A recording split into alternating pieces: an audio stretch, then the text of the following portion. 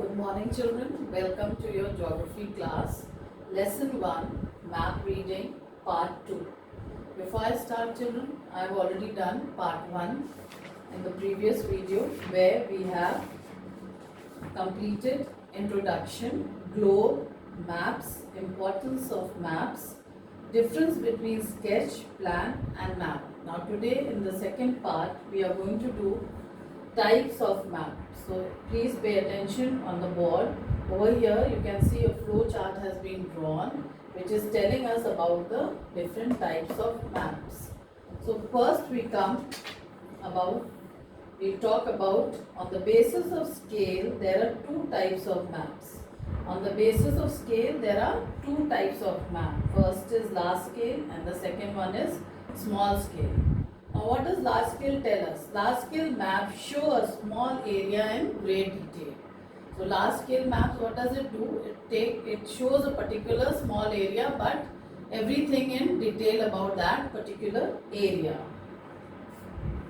Now again if you see over here, these large scale maps are again divided into two different maps. One is known as cadastral map and the second one is topographical map. What does cadastral map show us? These are also known as plans and are drawn on large scale. So another name for cadastral is plan also. You can call it as plan maps and they are drawn on large scale as it is a part of a large scale map. They give full details of properties and buildings. What are they used for? They are used to tell us about properties and buildings. They tell us in greater detail about properties and buildings.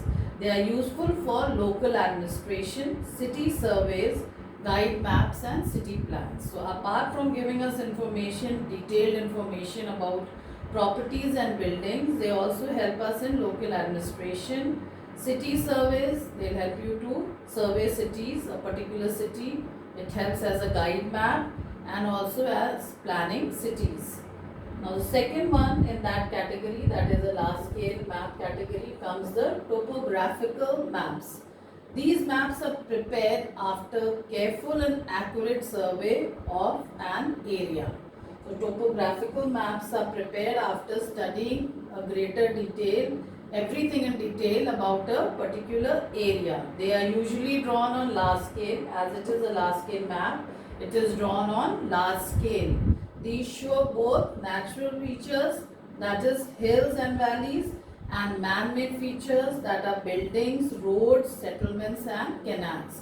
So topographical maps helps us to show man-made features as well as the natural features. And what else is it is also used for? It is also used for military purposes. Then in our country, Survey of India has prepared numerous topographical maps. So who prepares these topographical maps? It is Survey of India. These maps are drawn to scale. These maps are drawn to scale, to the scale of 1 is to 25,000 and 1 is to 50,000. Now the next comes is the small scale maps. So small scale maps, these maps show large area in less detail and space. So small scale maps, they show large area in less detail and space, means it shows large area but it does not give you detailed information about that particular area. That is why they are known as small scale maps. Under this small scale category map comes two maps. They are known as wall maps and atlas maps. Now what are wall maps? Wall maps, these are small scale maps. They show large areas of the earth at a glance.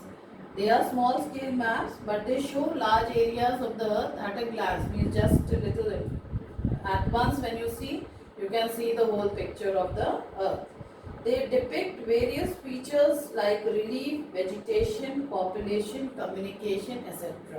Means at the same time you can get lot of information regarding different features of the earth or of an area, particular area. That is, you can come to know the physical feature of it, you can come to know about the vegetation, the population and communication of that area. These maps are for display purposes in offices and classrooms. So in the classroom, you must have definitely seen during the geography period when the teacher used to teach, he used to get the map from the library, big maps, and it was hung on the wall. That is why it is known as wall maps. Why? Because it is used on the map. It looks somewhat like this. You can see it in your books also. This is India's map over here, you can see. So wall map are somewhat like this, and it is used in classrooms. Now the next is Atlas map. Atlas map is what? Atlas is a collection of map, is known as an atlas. So a collection of map is called an atlas. So they are known as atlas maps. It is in a book form. You can carry it easily in your bag and bring to the school for studying geography. So all of you must have got atlases at home. You can see what an atlas is. It is a collection of maps.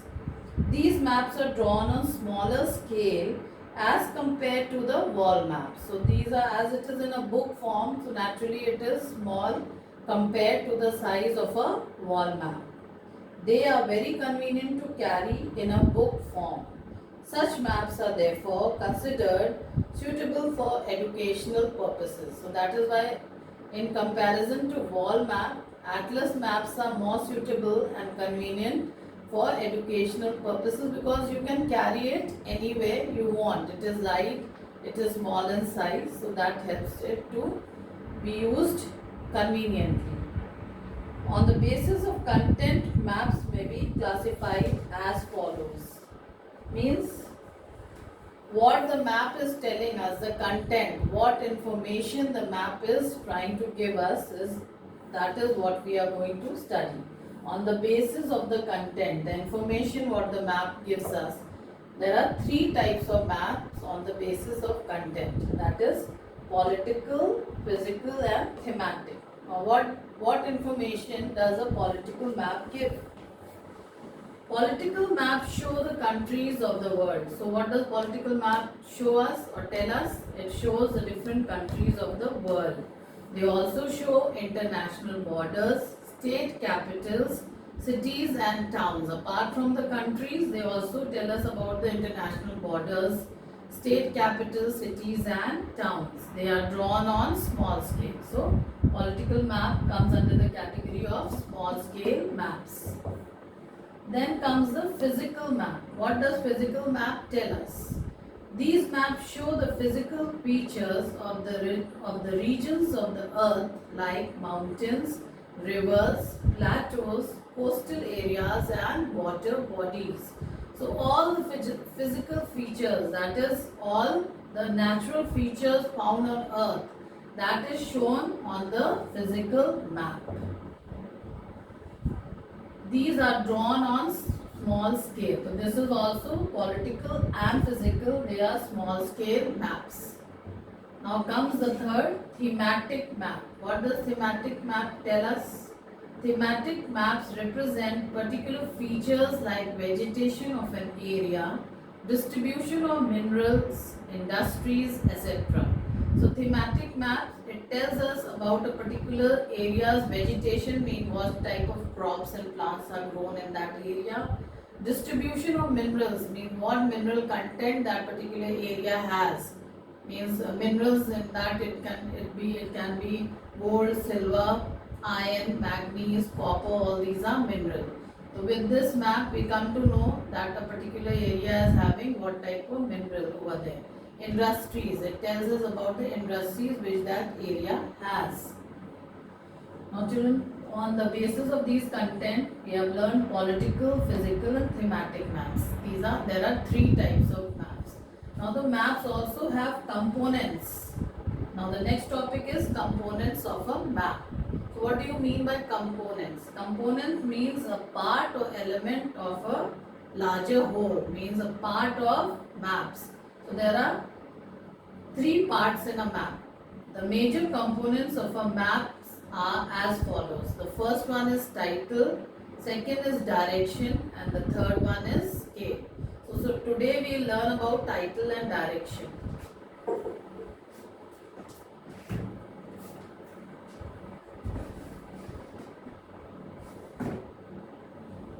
So here if you see on the board, there is components of a map. So the major components of a map are title, directions. Over here you can see titles and direction. And in directions, we learn about how we can know the direction, that is by using a magnetic compass, then with the help of a rising sun, and thirdly with the help of a pole star, fourth with the help of bearing. Now let's see how we will come to know about it. The first component of a map is title. A title is necessary to identify the map. For example, India soil or India political map means without a name it will create confusion. So every map has a title, because the person who is reading or studying knows what he is reading and looking for. That is why a title is a must for a map. Next comes directions. So over here you can see the diagram of directions. All of you know there are four main directions, or cardinal directions as we call it. The main four directions are north, south, east and west. Okay, and in between those directions, the intermediate directions, they are known as, they are northeast, southeast, southwest, northwest. So this is the direction which we follow in a map. So cardinal directions, they are the main direction. Direction is an essential component of map study. Without direction, one can never reach one's destination. With modern technology, new devices for finding direction are being used. So we all know that without direction it is difficult to reach any place or go or locate any place. So that is why direction is an important component of a map while we are reading or studying map. Direction is a relative term and is expressed in relation to a given point. So how do we use direction in a map? It is expressed in relation to a given point. For example, Hyderabad is towards south of Delhi. Now we know there are four directions which are commonly known as cardinal points. As I told you, north, south, east and west, they are the four main directions and they are also known as cardinal points. That is north, south, west and east. These cardinal points are further divided into intermediate directions. As I told you, the two directions in between the main ones are known as intermediate direction. For example, the direction between north and east in between the direction will be northeast. In the same way, between east, south and east will be southeast. Then west and east will be southwest, and between north and west will be northwest. So these are known as intermediate because it is in between the main directions. So it is known as intermediate direction. And why it is used? So that it helps for more accuracy in locating places in a map. Now what is the importance of direction? With reference to directions, we study the phenomena of celestial bodies. Celestial bodies mean heavenly bodies, bodies which we find in the sky. Celestial means related to the sky and the stars. We know that the earth rotates from west to east on its axis. So, our earth rotates from west direction to the east direction on its axis. Axis is an imaginary line on which the earth rotates. Now, what is another importance of direction? The sun rises in the east and sets in the west. It is because of the direction we know that the earth rotates from west to east and the sun rises from the east and sets in the west. We refer these directions to find our destinations on the map. So it is because of the direction used in the maps we are able to locate different places plus know the different directions in a map.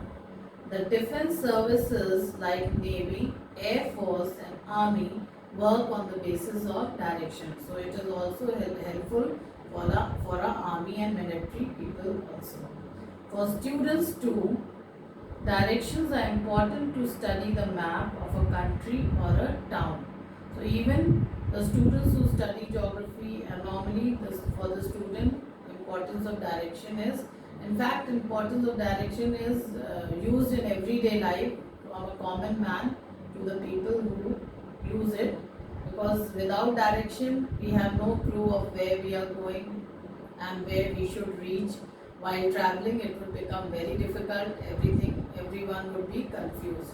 So that is why the importance of direction is very important in the map especially. Finding direction. Now the next is, how can we find direction? So over here there are 4 different ways and methods through which we can help ourselves in finding direction. The first one is using a magnetic compass. So here is a magnetic compass, children. It is given in your book. You can see it over here when you will follow in your books. Please read the lesson nicely so that you understand it also. Using a magnetic compass. The most popular method of finding direction is to use a magnetic compass. The needle of the compass always points to the north. So what is the main thing and the main point of this compass is that in this compass the needle point is always pointing towards the north. So always you know that it is in the when you start your compass, it will begin from the north. The compass has a magnetic needle which is balanced at its center on a pivot. This enables the needle to swing freely on a dial on which the cardinal points, that is the 4 main directions are marked. When the compass is placed on a flat surface, the needle will swing and come to rest in the north-south direction. So always, as you know, it is in the north direction. So when it is put on a flat surface, it will swing fully, the needle, and it will come to rest in north-south direction. So you come to know that you are in the north-south direction. A magnetic compass is also called the mariner's compass. Why? Because mariners or seamen used it to find the direction over the ocean. So it was used by seamen when they used to travel in their ship in ancient days. So this is how they used to come to know about the direction and which direction they were traveling. So usually they used to use this compass, that is the magnetic compass. So another name for magnetic compass is the mariner's compass. Second is with the help of rising sun. So how do we find direction with the help of the rising sun? We can find direction with the help of sun. How do we do it? We know that the sun rises in the east and sets in the west. That is, the sun rises in the east and sets in the west. The west is towards our back. So when we are standing, the west is towards our back, like this. If I am standing, the west is towards our back. The left hand points towards the north. This is my left hand, it points towards the north. The right hand points towards the south. So this is my right hand, so this points towards the south, and the left hand points towards the north. My back points towards the west. So this is how, and the face is pointing towards the east. So this part, the front part is pointing towards the east, the back is west, the left is north, and the right hand is towards the south. This is how, with the help of the rising sun, we come to know the direction. Next is with the help of a pole star. Another way of finding direction is the pole star or north star. Another name for the pole star is also known as north star. The pole star always points towards north and is always visible in the sky. That is why another name given to the pole star is the north star, because it is always there in the north direction and it is always visible in the sky. Means you can see it always. Visible means you can see it. In the northern hemisphere, there is a constellation of 7 stars. So a group of stars is known as a constellation. It is known as Ursa Major or Great Bear. So this 7 stars together, the collection of 7 stars together is known as Ursa Major or Great Bear. It is called Saptarishi because there are 7 stars in that group constellation. So that is why it's known as Saptarishi or 7 sages in India. The two right hand stars of the plough always points towards the pole star. So in other words, that the pole star, with the help of the pole star, we can find the direction because the pole star is always visible and it is always there permanent in the north direction. The fourth is with the help of bearing. This is another way through which we can find direction with the help of bearing. To find the exact direction with respect to earth, bearing are used. It is always measured in clockwise direction. So this term bearing is actually refers to measuring the direction. It is used to measure direction in clockwise direction. The term bearing is also used in navigation to refer to a direction of motion. It is measured in degrees. So bearing is a unit of measurement in which we can measure direction in terms of degrees. So this is another way of finding direction. So here children, we will stop, and the third component of the map is scale, which we will do in the third part. And for today we have learnt all this. The major components of maps are title and direction. We have done 2, and then we will begin with the third, that is scale, in the third part of this chapter. So I hope children you have understood. Please do read the lesson, and I wish you all good health. Stay blessed and happy.